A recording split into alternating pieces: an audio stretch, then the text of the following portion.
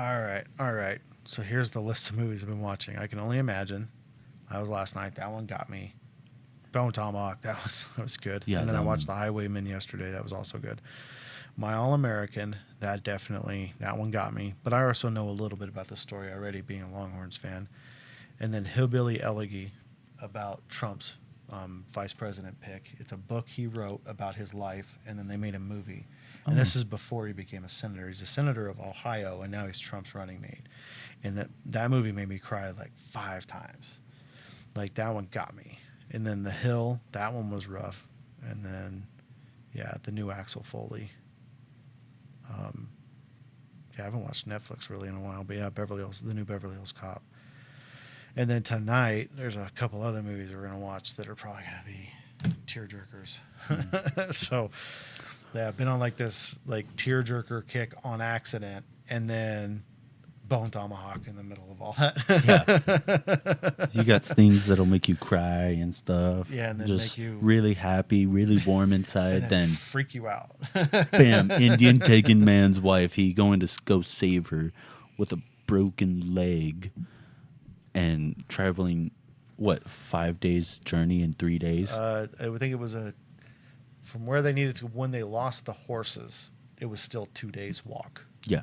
So I think it was a 3-day journey that then took even longer.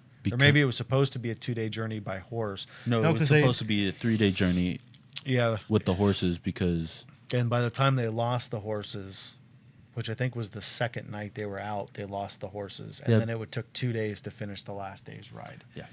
Yeah, and then he's like crawling for and he was unconscious for an entire day when they gave him the When they prepped him? When they gave him the opium and then set his broken bone, his shin bone. Yeah. That was nuts. That was a good movie. And I'm still confused how he managed to kill like over half a dozen of them with a broken leg while the guy who killed 116 Indians. Yeah, but he wasn't killing these dudes. But he True. was also prepared. He was healthy, had both of his working legs, Yeah. and had a lot of ammunition, like had a lot of different guns. This guy just had a 6-gun. That's all he had. But With what a couple helped, of rounds in his jacket pocket. But what helped him was he was crawling. If you remember, every one of those guys he killed, he was already on the ground. The first 2 he killed, he was laying on his back in those bushes, and the one came up on him, and then he shot him a couple of times, and then like and then shot the other one, and then ran out of bullets, reloaded, and fired at the last second. But he was prone the whole time, and then the next time he was crawling, took the thing and whistled. And the one came running around. Yeah, the kid. And he was on the ground and he fired up. Everyone he killed from being on the ground. And then when he came up they never explained how he got up on the cliff, but however he did it, when he came walking through and shot the guys right after he shot Kurt Russell, he shot the next 2 or 3 he killed. He was already down. He was already crawling. They weren't prepared for someone down on the ground. They come running looking for a man standing tall with a gun. Like even the other guy was like laying down after he got his hand cut off, was laying down, but he was still up high when he got hit with the tomahawk. But they weren't prepared to find someone laying down. And then when they found him laying down, they thought he was dead or asleep when they first came up on him. So none of them when they came running around corners, they were always expecting a man standing, and they are so damn strong. I mean, they were taking those stakes out of the wall with their hands and then bopping them back in. So in a standing fight, you're not beating them. They're superhuman. But laying down with a gun, catching them upwards, like they weren't prepared. None of them were prepared for that. And then throwing a tomahawk downwards, I'm sure they could do it, but none of them thought to do it because by the time they were around a corner, he already got them down. So, yeah, that was good. And I wish Kurt Russell wouldn't have died, but he's the man. Like it makes me want to watch The Thing again because that's one of my favorite movies. The 1980 film, Yeah. The Thing, where, that no, I never watched it, but I understood the story. You've seen it, but you were young, and you didn't. I don't think you've seen the whole thing. Like the first like real wild movie that you watched all the way through with me was probably Jaws. Like, Even then, you walked out most of the movie, and I just stayed in there watching it. well, it's because I was doing chores. Yeah. I was still doing laundry and everything else. but Richter had no interest in watching it. Yeah, that one was a good movie. Jaws 1. Jaws is one of my all-time favorites. It's in my top 5. Jaws is one of my top 5 favorite movies ever made. That's I have watched that on repeat like all day while I'm doing other things. Like I just have it playing. Like when I did my TV tray, because it's Jaws, it's the scene from Jaws who pops out of the water. Like when I was drawing that and burning it in and painting it, when I was doing that entire project, I had Jaws on repeat. So I just put it on, and then as it would end, I just started over. And you know, she was taking a nap for half of that, so I was like, yeah, but I just repeat, and then back to working. Inspiration. But yep. You know what I heard? Someone told me this about Jaws. If you watch Jaws in reverse, it's a shark giving people limbs. It's a shark giving disabled people limbs. I'm like, you know what? I never thought about it that way, but yeah, it's a great white shark. Yeah, yeah. Except for what about the girl at the very beginning that he eats? He's bringing her back to life. It's a Dr. Shark. He's giving her an IV blood transfusion, yeah. And he's doing surgery on her. That's funny. Yeah, he is a great white shark giving people limbs. That is funny. funny. Well, it's in his name. He's a great shark. Yeah, he's a great white shark. He is a great shark. Giving people limbs. That's funny. Yeah. Yeah. No, I've never heard that. I like that one a lot. Yeah. Just randomly, I'm scrolling on my phone and I see on Instagram Shorts there's a dude. He's like, if you watch Shaw's, the first one, in reverse, normal speed, but in reverse, it's a shark giving disabled people limbs. Yeah, and raising the orca as it was saving it from sinking. Yeah. How did he unexplode the orca? I don't know. He's Doctor Strange he's Doctor Strange in disguise. Dr. Jaws, Dr. Great White Shark. Yeah. Dr. Great White Shark, codename Russell. That's funny. His name was Bruce. Oh yeah, Jaws' name was Bruce. Yeah, codename Bruce. That's funny. Dr. Bruce. He's a great white shark. He's a great guy. Great guy. Oh, that's funny. So, what do you do for a living? Me? Yeah, what do you do for a living? I work at Polyprint. Well, I know where you work. What do you do? Oh. This is probably going to get posted at some point, so tell people what you do. You're not just a loaf. You're not just hanging out in my house for free. Oh, true. I do pay rent. So I work at Polyprint next to the junior high, Flowing Wells. Yeah. And I do probably shouldn't tell all the details, but just let's talk about what you do. I might have to edit that part out. I'm in a position called the mounting department. I put these poly plates on. They're like almost plastic, like saran, really thick saran wrap plastic plates. They're called plates, but they're not like dishes plates. Yeah, they're not metal plates. Yeah. No. They're engraved with print on they're engraved with print on them. They're printing plates. Yeah, they're printing plates, and I have to put sticky back on a resin sleeve. It's a sleeve with resin and what's the stuff that they put on ladders? Fiberglass? Yeah, it's a resin fiberglass sleeve, and sometimes they range up to 13 inch circumference to like 25, I think is the biggest one we have. But we put this sticky back. It's like a double-sided, really, really strong double-sided tape onto these sleeves, and we put the plates on there. And what is the purpose of these plates? There's multiple plates for one job.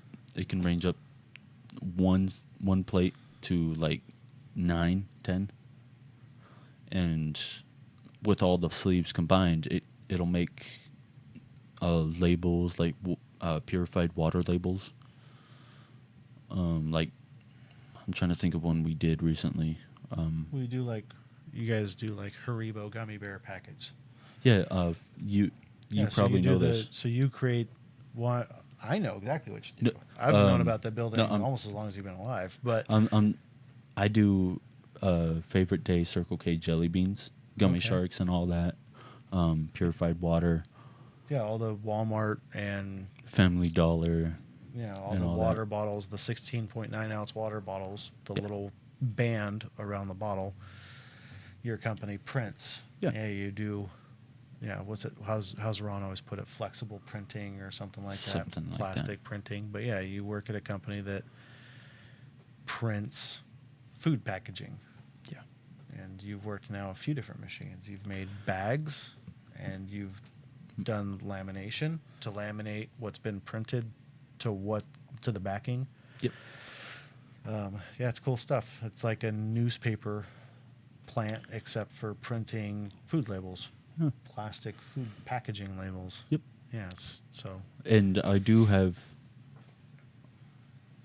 purified water labels in my room if you I want know me to go you grab need it. to. No, you need to stop bringing some of that stuff. No, I already stopped. But if you want me to go grab it, Yeah, I'll when do. you first got that job, you were so excited you were bringing home. Favorite day jelly beans. Yeah, you're bringing home. Look what I printed today. Look at what they gave me because they Yeah. were just gonna throw it out. Yeah, and then I told you to throw it out.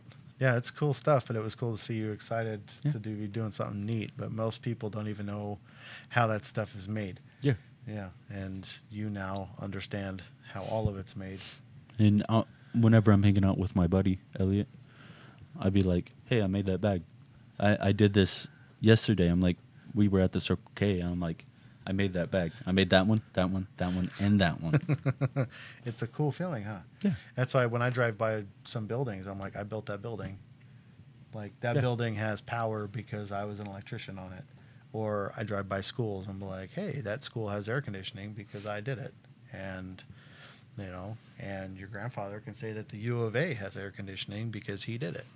Like he worked on over 90 buildings in the U of A. He's had his hands on almost every piece of air conditioning controls equipment at the entire University of Arizona. And I've done a lot of work at the University of Arizona. It's fun stuff. They got tunnels that run underneath half of the city. Oh, kind of like Paris with their death tunnels. Yeah, but these are bigger, and they've got mechanical. They don't have okay. dead bodies. They got dead rats and stuff every once in a while, but no, they've got these giant air conditioning units that are bigger than the shop. They're bigger than this by like 3. That like this would be one section of the AC. This whole room would be a blower assembly. Oh, so they have and a whole fan room coil. just dedicated to AC. Well, or multiple they've rooms. got rooms. They've got tunnels. Yeah, I spent a couple of months. Me and your grandpa spent months recommissioning some stuff. This was 12 years ago, 14 years ago. Maybe longer than that now. 2008, 2009. I think that we spent like a month or two recommissioning equipment and updating controls on some stuff. We don't do that anymore, but we used to. But yeah, it's a fun feeling. Like I take you guys out to the valley and I can show you in high school the 2 houses I built. Yeah. Like, And you have one time when we were driving to Papa's house, you took a different route and said, "I built that house. I was there doing the frame, the electrical work." we didn't do the electrical. It was electrical and plumbing were the 2 things we weren't allowed to do because we were we were becoming framing contractors. That was my school had that. So we were there the day they broke ground. We were there the day they we set all the foundations for them to pour the concrete flooring. And then once the concrete was cured, we prefabbed the walls, we erected the walls, like we did everything else. We painted, we did cabinetry. Drywall. I walked, we did the drywall, I walked the trusses. Like, so when you set trusses, the roof, like this was at a pitched roof. Yeah. So if you look up in there, there are these big A-frame trusses, and you climb up on the wall. Like you get up on a tall ladder, and then you get a crane, a small boom truck, and you'll swing over and you start setting trusses. Well, then you have to stand the trusses up and hurricane strap them. But before you do that, you start setting handfuls of them up there. And I was one of the few people who don't have a problem with heights, and I've got really good balance. So I would go up there and walk across the trusses and help them place the next truss. And then we would stand secure, and you'd have guys in a row underneath you with a ladder securing the hurricane straps, keeping your truss vertical. And then I kept walking around the perimeter doing all that. So did that. But we built 2 houses in 2 years, and got paid, and got, like, from there I was going to join. That's when I realized I'm not a union guy, but from there it's all work experience, all hours towards your license. If you decide to become a licensed carpenter, I would have had over 2 years worth of hours. And in order to become a journeyman, you have to have X amount of hours. And I think for a carpenter, it's 5 years, just like electricians and plumbers. But I think it's 5 years with X amount of hours in order to get your license. I would have already had a lot of hours towards it, because we also worked summers. It wasn't like we just worked the school year. We worked, if you chose to work summer, you worked also, and I did both years. So I did what would amount to about 3/4 of the hours for 2 full working years. So it was like a year and 8 months or something like that worth of hours towards my journeyman's license. And I was like, I don't want to do it. Went to the union hall, and I was like, nah, I'm not paying you guys dues and everything. And then I didn't want to be a carpenter for the rest of my life anyway. I wanted to be a mechanical guy. But yeah. But then I went on and became an electrician for a while, and then same problem. Arizona's fine. You can be an electrician without being a union guy. But if I wanted to go to Colorado or anywhere else and make better money, I would have had to get my union card. And I was not going to spend all those years of my life paying someone else and then getting shitty wages. And in union, if a certain amount of people go on strike, doesn't every... If the union calls for strike, you don't get to work. Yeah. And unless you scab. And if you scab, depending on which job you have and where you're located, like it comes down to politics. If you decide to scab, the union can starve you out. Like my grandfather was a union guy, and he hated it. He didn't want to be a union guy, but Colorado's a union state. So in order to get any work, and he was a Boilermaker. So he did an old school badass job. So in order to get any work, he had to play by the rules, and the union would starve him out. So my grandfather, because he was so kick-ass and was so friendly to everybody and such a good man, he became really good friends with all these different contractors and all these different foremen on jobs. So he'd just roll up and be like, hey, man, I want to come work for you. And they'd be like, hell yeah. He'd be like, okay, call the union hall, and request me. Because the union hall wouldn't give my grandfather work, but if someone requested him, they can't deny it. So he'd have to go down and get his boys to hire him, so he'd have work. He was he was an electrician, like a licensed electrician, badass journeyman, and he was a journeyman Boilermaker, and did old school work. But both of my grandfathers were journeyman electrician, like lifelong electricians, and my dad was until he got into controls and then mechanical. Oh, okay. So even your grandfather who beat Chuck Norris? Chuck Norris. Yeah, he was a licensed electrician. He worked for wow, I just blanked their name. All of my family up until my generation worked for Brown and Root Construction, owned by Lady Bird Johnson, the president that took over when Kennedy. He was vice president for Kennedy. Kennedy was assassinated. Lyndon Johnson became president. His wife, Lady Bird Johnson, her family owned Brown and Root Construction. Hashtag not sponsored. Yeah, not sponsored by Brown and Root. I don't even know if they're still around, but yeah, all of my grandparents worked for Brown and Root. All of my uncles worked for Brown and Root. My dad worked for Brown and Root. So there was a time where both of my grandfathers, my dad, Uncle Rob, and all of Dad's brothers were on the same job together. Like that has happened. So, and then like my great uncle Larry, like all the guys in my family. I think a couple of the women. I think my grandmother had worked for Brown and Root at some point. There Clone? might be some of my aunts, huh? Clone? No, she's my aunt. She's your grandmother. Yeah, but No, she never. No, before she was too a young. police officer. No, she worked for a place called the Kettle, in Galveston Island. The Kettle is like it's a diner. It's like not a waffle. It's bigger than Waffle House. It's like a IHOP or a Denny's. It's kind of like a Denny's. Oh, okay. But the Kettle, we used to have one right here off the freeway. Speedway and I-10 had a Kettle. Was it Speedway? Maybe it was 29th. But we had a Kettle for a little while. It was cool. It always felt like going back to Texas whenever I'd go in there. But she worked at the Kettle with my grandmother and went into the police academy. But she went into the police academy because my Aunt Cheryl did. My Aunt Cheryl graduated, and then so Johnny went and joined. And then like a year later, Nancy went and became a cop. And then two of them married cops. And then like my Uncle Huggy, so my Aunt Susan, their other sister, married a cop. And then once they divorced, she married a firefighter. So he was a fire chief. So Uncle Danny is a fire chief. What was Joker? He was a Marine, and then when he retired from Marine, he's been a journeyman machinist. Oh, He's a okay. machinist. So he's like Greg and Tomic. Yeah. Yeah, he's like them. He I- can do anything with machines. I didn't know Tomic was X.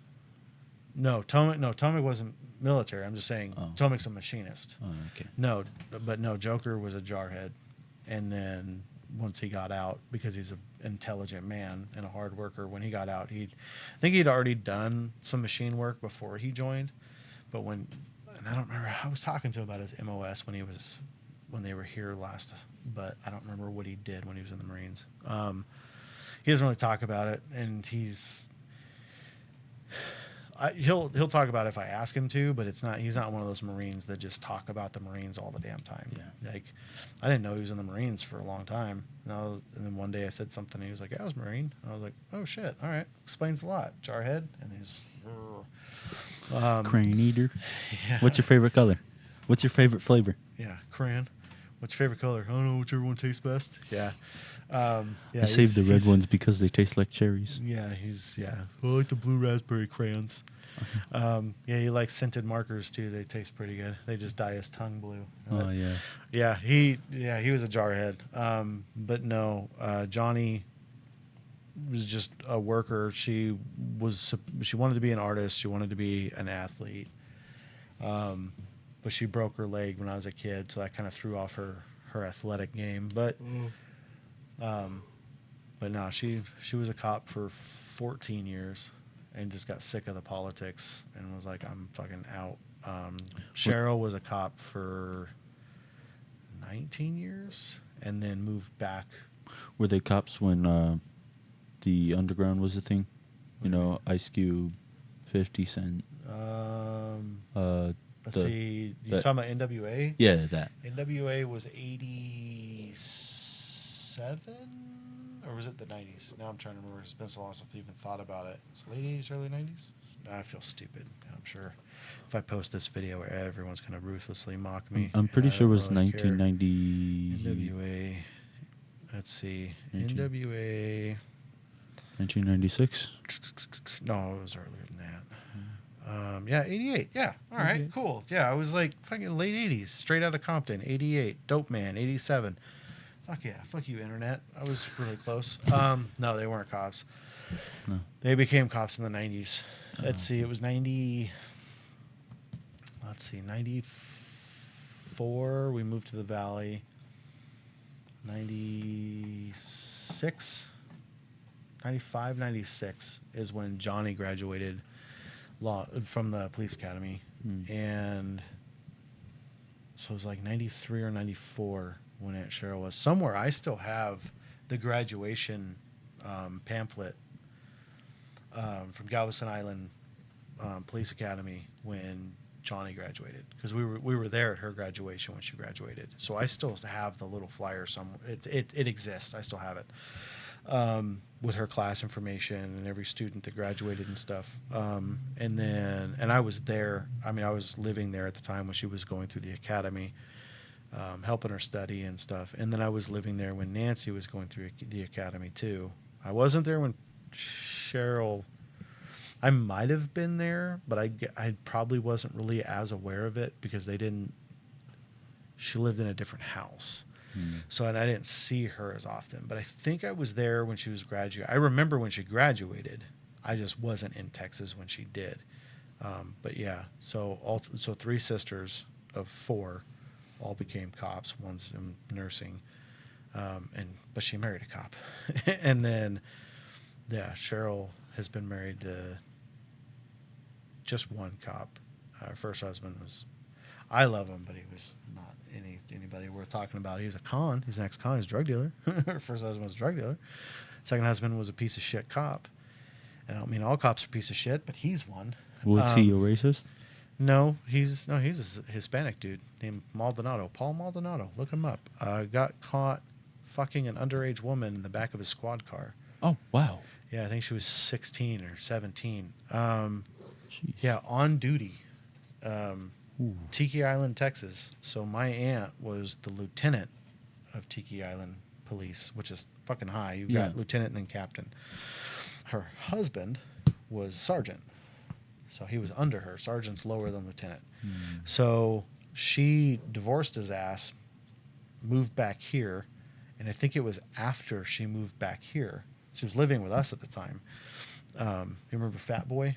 Yeah. So, so they moved down here, and then like not long after. So Tiki Islands is a very rich island. Yeah. It's where all the governor has a mansion there. The lieutenant governor has a mansion there. I think there's a few other, like, I think a senator. I think there's a Senate house there.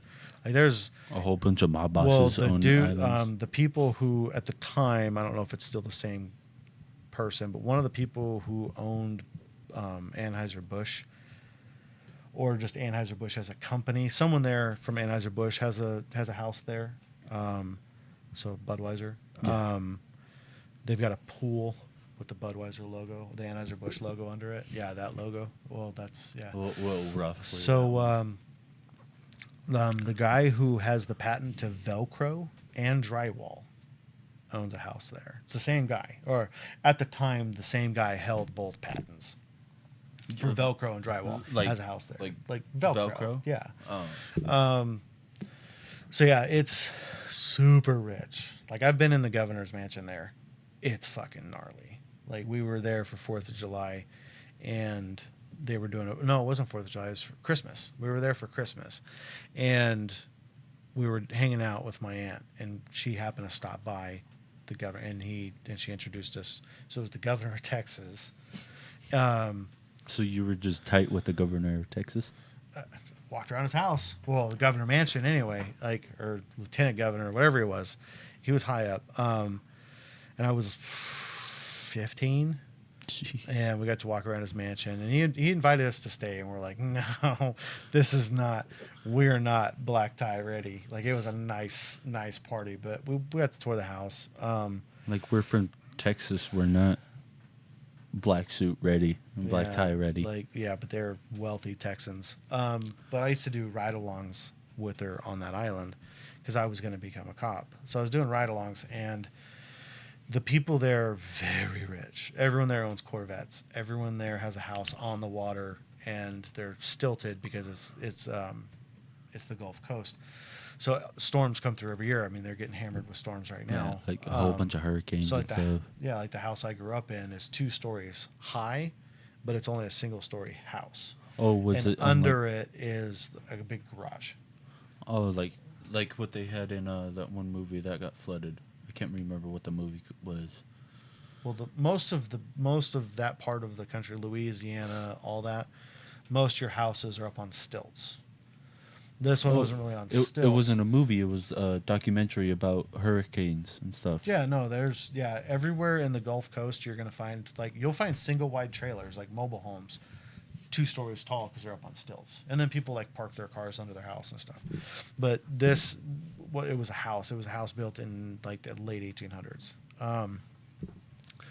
So where was that? Anyways, so the house, this place is uber rich, and I mean all their houses are tall. They're all freaking huge houses, but. So I used to do ride-alongs here, and they're so wealthy that they're bored, and they complain about everything. Imagine being super rich that Yeah, they're just bored, and you're you just complain bored. about everything. So I'll take some money. I guess Paul was his car. I guess he was dealing with this woman, this one person that was just a Karen. She was always complaining about something. Well, she saw his car parked, so she went to go confront him to complain about something. I think it was like speeders would hit this one section of the road. People that didn't live there would always speed, and she hated it because she was walking her dog. Well, she approached the car, and he was in the backseat of the car with this underage girl getting it on. And so the woman walked up and then caught his ass. So he didn't work there after that, and I think he got brought up on charges. And then Clown's ex-husband, the devil, she calls him, was also a cop and had been a cop forever. And he had a big fall. He had a couple big falls from grace, but he was the student resource officer for an area. And there was a school shooting that he was the responding officer to. So like there was, so that was an ordeal. And then, so he goes through that. And so he was a responding officer. So, I mean, that's kind of interesting. But a few months later, had some kind of event for police because he was racist as shit as a person. And he made some real racist remarks about some other cops. And someone turned his ass in. So now so he lost his job, and he's blaming it on the PTSD for that shooting that he like stopped or helped stop or whatever. And like he was the first one on scene. He was the first one through the doors. He was there when the shootings were happening. Like he fired shots to stop it. Like it was a whole big ordeal. And so he tries blaming all of his racist outbursts on PTSD. He's like, the motherfucker's being brought up on charges. Yeah, I'm related to some pretty interesting folks who've got some weird stories, but he was an asshole. And he was racist as shit. Sounds like it. Was he more racist than your grandfather? He was probably as racist. But my grandfather at that point was old, so he wasn't going to do nothing about it. Like he was just an old. He was just like he he hated alcoholic. everyone. Yeah, he hated himself mostly. He's an old alcoholic, but I mean, he was a war veteran who, like, Vietnam fucked him up. So like, but he still did things. Like he was still one of the best electricians. And this is according to all of the family and a ton of family friends that worked with him. Like, the dude was a functioning alcoholic who never missed a day of work and never made a mistake at work, but got drummed out of the military because of DUIs. Like, he was a drill sergeant. He made it all the way up to drill sergeant, and like kept getting DUIs. Like, so I've got pictures of him with all of his classes, like with all the people that went through under him as drill sergeant. But yeah, he was he was airborne. His Army Airborne Ranger, like Special Forces, did a lot of crazy shit and did like 4 or 5 tours in Vietnam. Like the dude just kept going back and kept getting shot. Like he went through some shit. So I don't blame him, but he's also from an older time in Texas. So yeah, he was racist as shit. So none of my friends were allowed in the house. But to be fair, my friend's mama was very racist, and like white boys weren't allowed in her house. So I wasn't allowed in their house ever. But so equal ground. But they were allowed in Grandpa's house. He'd go to his room, and we'd hang out and play video games and watch TV in the living room. He'd just keep his mouth shut, and then he'd just quietly mumble and talk shit. But he was never he never did anything. I'm sure when he was younger, he was mean, racist bastard. But you gotta think though, like the old South, and people who don't fucking live there and have never been there have all got opinions. Californians have opinions. Well, aren't they rich snobs up there? Some semi-rich? Where I grew up, there ain't no rich people. No, in that's California. the ghetto. Oh, there's some rich people, but I'm just saying people can, I'm using it as a joke. Like, people have never been around this shit, don't know what it's like, and they have opinions about things they know nothing about. Like, I grew up as a white boy, one of 4 white people in my neighborhood, being hated by 90% of the neighborhood. If something happened, I got blamed for it. If a window got broke, the white boys did it. Like, I've been on the other side. So, like, when I'm watching a movie about, and I'm not trying to say that the shit wasn't wrong, but I can relate to, like, there's a movie called The Hurricane about an amazing boxer who got put in prison wrongfully. Like, the dude got screwed over by the system for being black his entire life. Like, fair enough, dude. Like, you got screwed. And I'm not defending anything they did. But I can relate to that more than your average black person in America today. Like, they might have been through some shit, but most people aren't actually victims. That dude was a victim. I've been victimized. I've had the shit kicked out of me for being white. I've been told I'm not allowed in stores because I'm white. I've been told I'm not allowed to go places because I'm white. I'm not allowed to be in certain people's cars because I'm white. It goes both ways. Hate is hate. It's all bullshit. But I grew up with it. And it's weird. Like, it didn't make me a racist. I don't care. I don't like anybody. So I don't care fuck what they look like. But, like, it's weird. And most people, none of my friends have ever experienced that. None of them. Not one person living in this state that I associate with have ever been like, oh yeah, man, I've been racially profiled, or I've been race hated. I have. And it's fucking weird. Like, and I'm not a victim or anything. It was just, at the time, I didn't understand it. I'm like, fuck, get that white boy out of my house. What? Where's Like, white boy? What are you talking about? Like, these are my friends. We play baseball together. We run around riding bikes together. We get in trouble together. Like, We go to the arcade together. yeah, like, and their uncles didn't care, but their uncles were gangbangers. Like, they were drug dealers.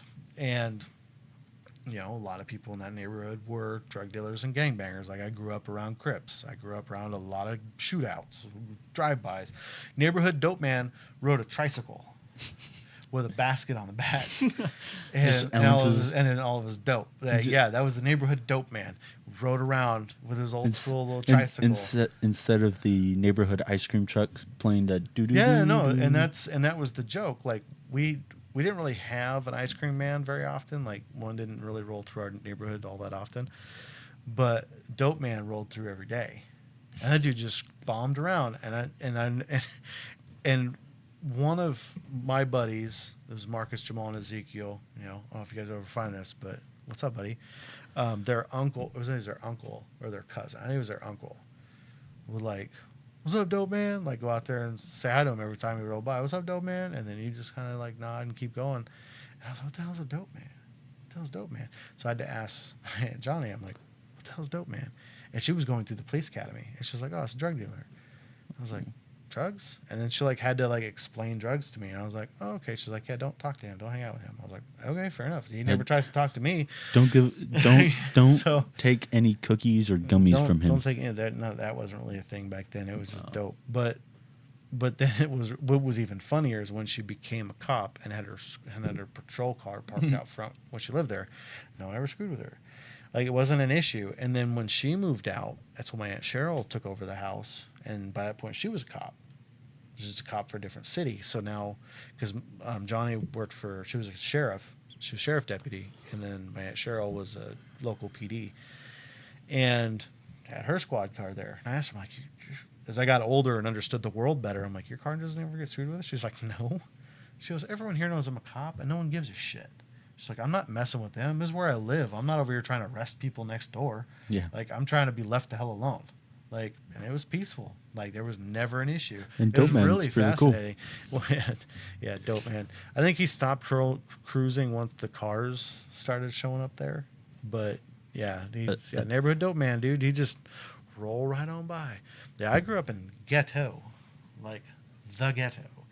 Capital G. Yeah, and I mean, it was chill. I never really, I mean, I had some issues with some people, but as I got older, I mean, Marcus, Jamal, and Ezekiel were always my boys, and they kept people away from me. And then their crazy ass cousins and uncle, I think it was their uncles. They thought I was cool. Like I was allowed to go in their house, so it was a 2-story like triplex apartment building. So you had the nice big up front deck across the whole run, and there was like 3 or 4 apartments off of the top and then the same on the bottom, and it was like one family took up this whole building, and their uncles lived downstairs closest to my house. And my house, there was an alley separating us, and so we'd go over there, and they'd always be out there smoking pot and stuff. I didn't know what they were doing at the time. I was too young, but because I wasn't allowed upstairs in my buddy's house, but their uncles had no problem. Yeah, white boy, come out, you come play video games. I don't care. So I'd go over there and play video games as they were like bagging things up and had like their piece on their hip, and they're like talking, and on they're the just table. like, oh, white boy can come in and play some Super Mario with you or whatever. Like, we come play video games over there. I didn't care what they were up to. I had no idea. Didn't understand it. It's not the world I came from. So I was like, what's going on here? And then looking back as I got older, I'm like, oh, fuck. Like I was in a drug house. Just in the middle of while drug deals were going on and all this other crazy stuff that I didn't understand. I'm like, all right, man, I've had a pretty wild life. I've had some pretty weird experiences. It's been pretty interesting. But, yeah. Well, anyways, all right. It's been going for a while. So yeah, almost 40 minutes. Well, this is the second video, too. Yeah. We did like a 30-minute one earlier. Yeah. All right, buddy. Well, this was a nice rant. Yeah, so. So, better, better. This here's my boy, Danny. Yep. I'm Randy. This is Tucson, Arizona. And this is how we talk in Tucson, Arizona. Good night.